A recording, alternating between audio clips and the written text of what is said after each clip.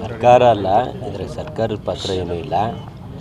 ಇಲ್ಲಿ ನಮ್ಮ ಚನ್ನಗಿರಿ ವಿಧಾನಸಭಾ ಕ್ಷೇತ್ರ ವ್ಯಾಪ್ತಿಯಲ್ಲಿ ನಲ್ಲೂರು ಕೃಷಿ ಪತ್ತಿನ ಸಹಕಾರ ಸಂಘ ಚುನಾವಣೆ ನಡೀತಾ ಇದೆ. ಚುನಾವಣೆ ಘೋಷಣೆ ಆಗಿತ್ತು.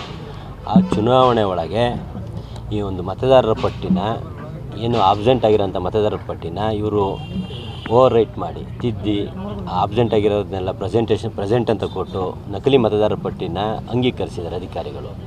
ಆ ಕೂಡಲೇ ಆ ಅಧಿಕಾರಿಗಳು ಯಾರ್ಯಾರು ಅದಕ್ಕೆ ಪಾತ್ರ ವಹಿಸಿದ್ದಾರೆ, ಯಾರ್ಯಾರು ಎಷ್ಟೆಷ್ಟು ದುಡ್ಡು ತಿಂದಿದ್ದಾರೆ ಅಂಥವ್ರನ್ನ ಅಮಾನತು ಮಾಡಿ ಆ ಒಂದು ಸೊಸೈಟಿನ ಸೂಪರ್ ಸೀಡ್ ಮಾಡಬೇಕು. ಯಾಕೆಂದರೆ ನಾನು ನಿನ್ನೆಯಿಂದನೂ ನಮ್ಮ ಮಾನ್ಯ DC ಅವ್ರಿಗೆ ಹೇಳಿದೆ, ಸಂಬಂಧಪಟ್ಟಂಥ ಜಿಲ್ಲಾ ಏನು DR ಅಂತ ಏನಿದ್ದಾರೆ ಡಿಸ್ಟ್ರಿಕ್ಟ್ ರಿಜಿಸ್ಟ್ರಾರ್ ಅವ್ರಿಗೂ ಸಹ ಕರೆ ಮಾಡಿ ಬಂದು ಪರಿಶೀಲನೆ ಮಾಡಿದರೆ ಯಾರೂ ಸಹ ಇಲ್ಲಿವರೆಗೂ ಸ್ಥಳಕ್ಕೆ ಬರಲಿಲ್ಲ. ಮತ್ತು ಕೊನೆಗೆ ಅವ್ರು ಬರಲಿಲ್ಲ ಅಂದರೆ ಏನು ಮಾಡೋಕ್ಕಾಗ್ತದೆ? ನಮ್ಮ ಜನಕ್ಕೆ ನ್ಯಾಯ ಕೊಡಬೇಕಲ್ಲ, ನಮ್ಮ ರೈತರಿಗೆ ನ್ಯಾಯ ಕೊಡಬೇಕಲ್ಲ. ಈ ಹಿಂದೆ ಹಲವು ಮೋಸಗಳನ್ನ ಆ ಸೊಸೈಟಿಯ ಹಿಂದಿನ ಬಾಡಿ ಮಾಡಿದೆ.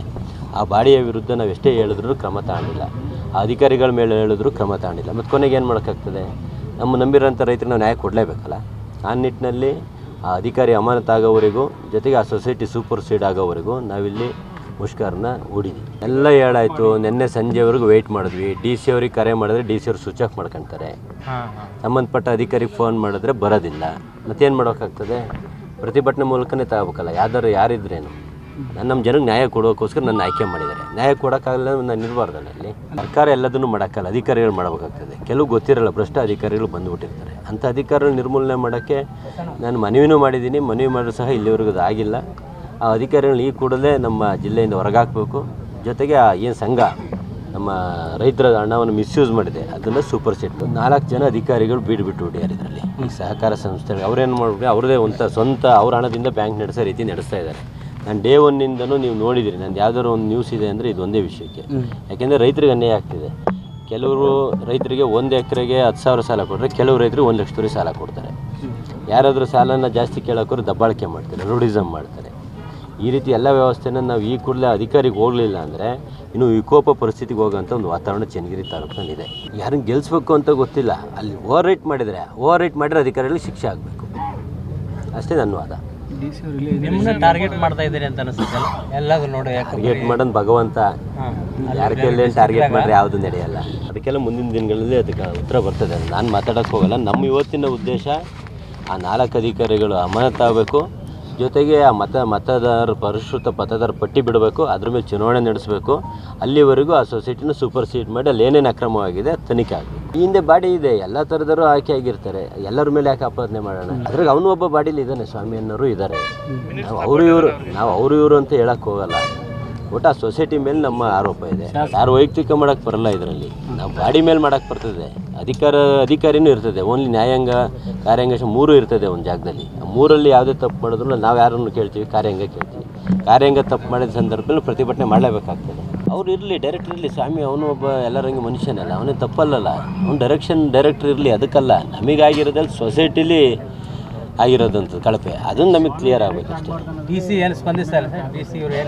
DC ಅವರಿಗೆ ನಿನ್ನೆ 3-4 ಬಾರಿ ಅದು ಮತದಾರ ಪಟ್ಟಿಯನ್ನು ಇದನ್ನು ತಿರ್ಚಿದ್ದಾರೆ, ತಿದ್ದುಪಡಿ ಮಾಡಿದ್ದಾರೆ. ನೋಡ್ರಿ, ಇಲ್ಲೇ ತಿದ್ದುಪಡಿ ಮಾಡಿ ಓವರ್ ರೈಟ್ ಮಾಡಿ ಅದನ್ನು ಬ್ಲೇಡಲ್ಲಿ ಅರೇಂಜ್ ಮಾಡಿದ್ದಾರೆ. ಅದ್ರ ಮೇಲೆ ವೈಟ್ನರ್ ಹಾಕಿ ಮತ್ತೆ ಅವರು ಸೈನ್ ಮಾಡಿಸಿದ್ದಾರೆ. ಆ ಸೈನ್ ಮಾಡಿಸಿ ಅಂಥವ್ರನ್ನೇ ಅಭ್ಯರ್ಥಿನೂ ಮಾಡಿದ್ದಾರೆ. ಅದರಲ್ಲಿ ಆ ಅಭ್ಯರ್ಥಿನೂ ಮಾಡಿದ್ದಾರೆ. ಜೊತೆಗೆ ಆ ವಿಷಯವಾಗಿ DC ಅವ್ರಿಗೆ ಕರೆ ಮಾಡಿದ್ರೆ ಅವ್ರಿಗೆ ವಾಟ್ಸಪ್ ಮಾಡಿದಾಗ ಹೌದು ಇಂಥ ತಪ್ಪಾಗಬಾರ್ದು ನೋಡಿದೆ ಅಂತ ಹೇಳಿ ತದನಂತರ ಸ್ವಿಚ್ ಆಫ್ ಮಾಡ್ತಾರೆ. ಏನಿದ್ರ ಅರ್ಥ? ಸ್ವಿಚ್ ಆಫ್ ಮಾಡೋ ಅಂಥ ಅವಶ್ಯಕತೆ ಏನಿದೆ? ಆಗಿಲ್ಲ ಅನ್ನೋದು ದೇವ್ರಿಗೆ ಬಿಟ್ಟಿದ್ದು. ನಾನೇನು ಮಾಡೋಕ್ಕೆ ಹೋಗೋಣ? ನಾನಂತ ನೀವು ತನಿಖೆ ಮಾಡಿದ್ರೆ ಯಾರು ಹಸ್ತಕ್ಷೇಪ ಇದ್ದರೂ ಬರುತ್ತೆ ಬೈಲಿಗೆ. ಯಾರು ಚುನಾವಣೆ ನಮ್ದೇನಿದ್ರು ಎದುರಾಳಿ ವಿರುದ್ಧ ಅವ್ರು ನಮ್ಮ ಪಕ್ಷದವ್ರು ಮಲ್ಲಿಕಾರ್ಜುನ ಮಿನಿಸ್ಟ್ರು ಅವ್ರ ವಿರುದ್ಧ ಯಾಕೆ ಮಾಡೋಣ? ನಮ್ಮ ತಾಲೂಕದು, ನಮ್ಮ ಅನ್ಯಾಯ ಯಾರಿಗಾರಾಗಲಿ ಇಲ್ಲ. ಅನ್ಯಾಯ ಆಗಿರೋದು ನಮ್ಮ ರೈತರಿಗೆ.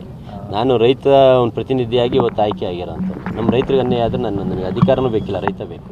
ಜಿಲ್ಲಾ ಮಟ್ಟದ ಅಧಿಕಾರಿಗಳು ಸ್ವಲ್ಪ ಆಟಾಡ್ತಾ ಇದ್ದಾರೆ ಇದರಲ್ಲಿ. ಯಾಕೆ ಏನಾಗಿದೆ, ನಮ್ಮ ಮುಖ್ಯಮಂತ್ರಿಗಳಿಗೂ ಉಪಮುಖ್ಯಮಂತ್ರಿಗೂ ಮೊನ್ನೆ ಇನ್ನೂ ಲೆಟ್ರ್ ಬರೆದೆ. ಯಾವುದೇ ಜಿಲ್ಲಾ ಮಟ್ಟದ ಅಧಿಕಾರಿಗಳು ತರಬೇಕಾದ್ರೆ ಆ ಜಿಲ್ಲೆಯಲ್ಲಿರೋ ಅಂಥ ಎಲ್ಲ ಕಾಂಗ್ರೆಸ್ ಶಾಸಕರು ಲೆಟ್ರ್ ಪರಿಗಣಿಸಿದ್ರೆ ಅವಾಗ ಅದಕ್ಕೊಂದು ತೂಕ ಇರ್ತದೆ. ಅವರು ತಿಳಿದಂಗೆ ಟ್ರಾನ್ಸ್ಫರ್ ಮಾಡಿ ಕಳಿಸ್ರೆ ಏನು ಮಾಡ್ತಾರೆ? ನಮ್ಮದೇನು ನಡೆಯಲ್ಲ ಅಂತ ಜಿಲ್ಲಾ ಮಟ್ಟದ ಅಧಿಕಾರಿಗಳು ಏನು ಮಾಡ್ತಾರೆ? ಯಾರು ಲೆಟ್ರ್ ಮೇಲೆ ಬಂದಿರ್ತಾರೆ ಅವ್ರ ಅಣತೆ ಅಂತ ಕೆಲಸ ಮಾಡ್ತಾರೆ. ನನ್ನ ಮಾತೇನು ನಡೀತದೆ? ಮೊದಲು ನಾವು ಮುಖ್ಯಮಂತ್ರಿಗಳಲ್ಲಿ ಮನವಿ ಮಾಡೋದಿಷ್ಟೇ, ಜಿಲ್ಲೆಯಲ್ಲಿ ಯಾವೇ ಅಧಿಕಾರಿಗಳು ತರೋದಾದರೂ ನೀವು ಆ ಜಿಲ್ಲೆಯಲ್ಲಿ ಸಂಬಂಧಪಟ್ಟಂಥ ಯಾರ್ಯಾರು ಕಾಂಗ್ರೆಸ್ ಶಾಸಕರು ಇರ್ತಾರೆ ಅವ್ರ ಲೆಟ್ರನ್ನು ಪರಿಗಣಿಸಿ ನೀವು ಟ್ರಾನ್ಸ್ಫರ್ ಮಾಡಿದ್ರೆ ಇಂಥ ವ್ಯವಸ್ಥೆ ಆಗಲ್ಲ.